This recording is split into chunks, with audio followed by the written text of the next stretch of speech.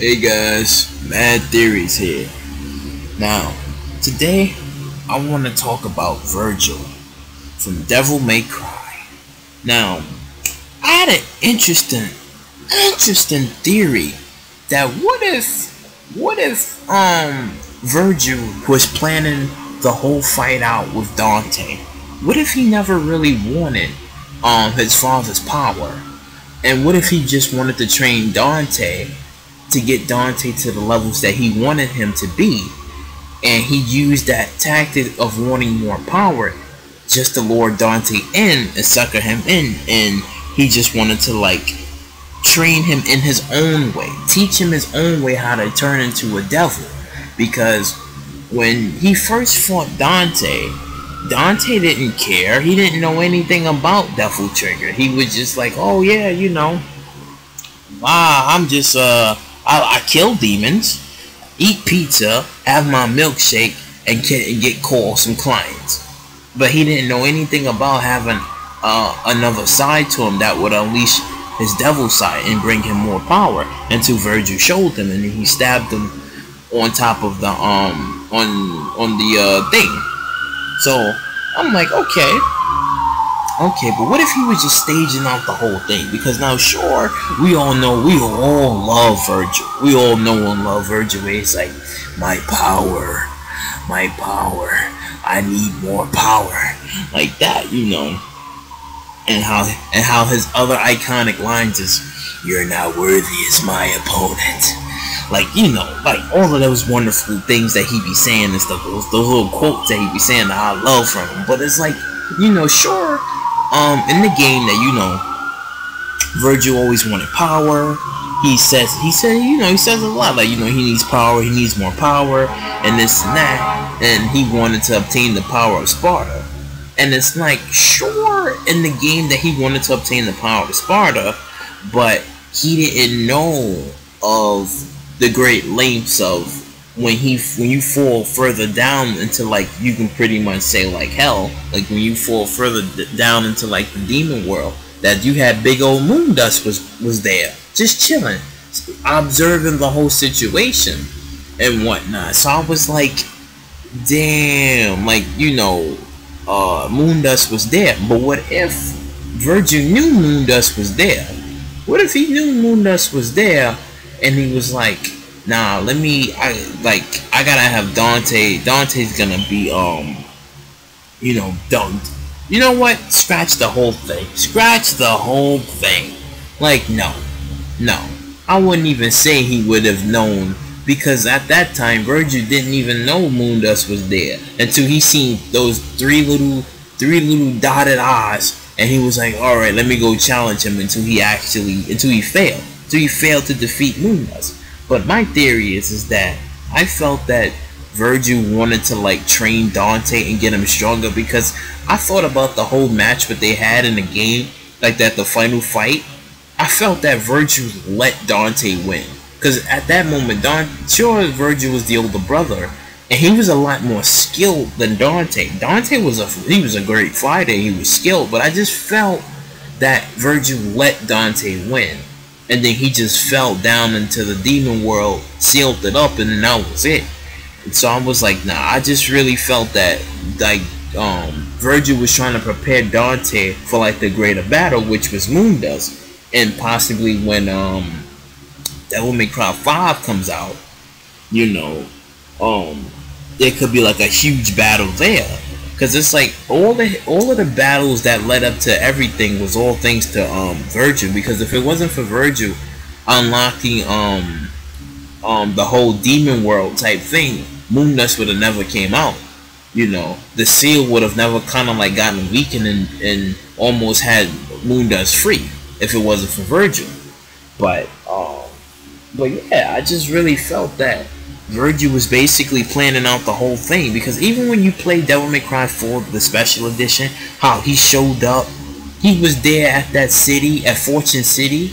He was there years before Dante, so indicating that right there. And then when you see when a girl looked at when Vergil walked by, and then she kind of followed Vergil, so indicating that could be Nero's mother, and obviously that, you know, Vergil and that girl, mysterious woman, actually did their business and whatnot. And then boom, there's baby Nero and Dante and Uncle Dante, you know. But yeah, it's just that it's just so much I was thinking about, and I was like, yeah, Vergil could have just been preparing everything, because as soon as when Dante transformed into his devil trigger, that's when, you know, that's when you see Vergil stabbing him with his own sword. He stabbed him with his own sword, and that's when he's like, well, yeah, you finally awaken and whatnot. And he's like, oh yeah, this is my power, this and that and whatnot. And that's when you see freaking Dante like an absolute beast. Like, this man was like an absolute beast, basically tearing it up, and his newfound powers and whatnot. Then you see obviously Vergil lit, and even when Vergil and Dante combined their powers to take down Arkham, well, not Arkham, yeah, that was his name, like, yeah, Arkham. When they went to go take down him, and because he had like somewhat of the powers of Sparta, and then when, you know, when they took him down and whatnot, that indicated that both Dante and Vergil together is stronger than Sparta. Like, if they work together in that sort of state, like, they're actually stronger than Sparta. But then again, Sparta was like a very powerful demon, so it would be kind of hard to say.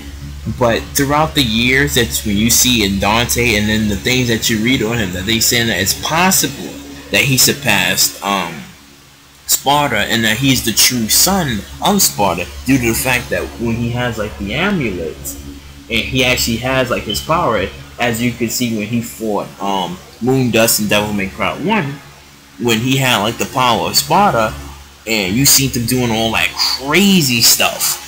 He was doing all that crazy stuff and all that damage to Moondust, and it was like, you know, damn, like, it takes that type of power to take down Moondust. But I'm super curious, like, if they was to make Devil May Cry 5, and let's say like Dante doesn't use his father's power. Let's just say like he has like his own type of power, and he does that crazy type damage and that crazy overwhelming type stuff where it's like, yo, Dante's crazy. Dante's on those crazy type levels where he's doing murderous amounts of damage. And let's just say that it was all thanks to Vergil, because I have a strong feeling that if they make Devil May Cry 5 and they talk about the resurrection of Vergil, and Vergil comes back, oh, he's gonna be an absolute monster if he comes back in Devil May Cry 5, which I'm hoping. But yeah, everything that has led up to certain type of events and things that has happened to Dante, you can thank Vergil, because Vergil basically kind of like not even motivated him, but he did it in his own way, because at the end of the day, they both was brothers, and it was not like Vergil was gonna kill his own brother.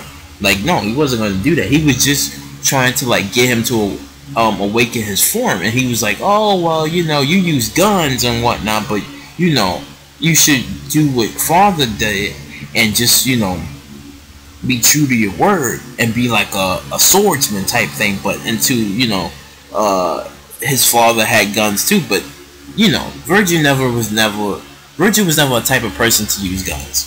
Let me just want to say it like that. He never liked the idea of guns. He just used his summoning swords and his sword, and then the Beowulf fist. You know, he liked that type of stuff.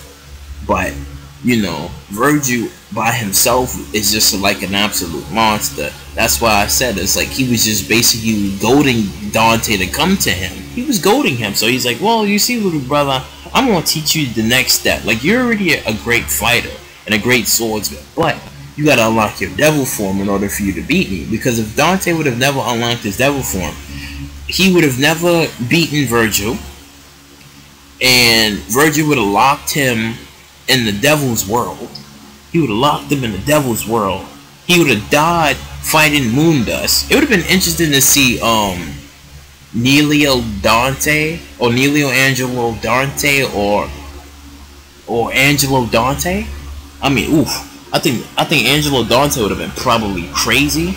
Then he would have probably unlocked his devil form on top of that, making him monstrously, possibly broken. He probably would have killed Vergil, but then again, Vergil in his years, he probably would have learned how to hone his own skills even more, and would have just been an absolute monster too. Just would have been like an absolute monster. And it would have been anything that both those men would have done until Vergil would have had to free Dante of Moondust's control, due to the fact that, you know, Moondust basically named him into Angelo Dante, you know. But yeah, it's like I said, man, it's like Vergil basically goaded Dante and he made him to transform into his devil form. That's why I said, it's like Vergil was always the type of person to like try to like get people to do things, you know. Even if they didn't want to, or even if they didn't know it, Vergil always had a plan, and he was always like 2 steps ahead of everybody. You know, that's why I said I feel that in Devil May Cry 5, the resurrection of Vergil is gonna happen. Let's go. I want it to happen. So if you like what you heard and you heard what you like, please subscribe, share, smash the like button, do all of that wonderful stuff, and I will catch you later.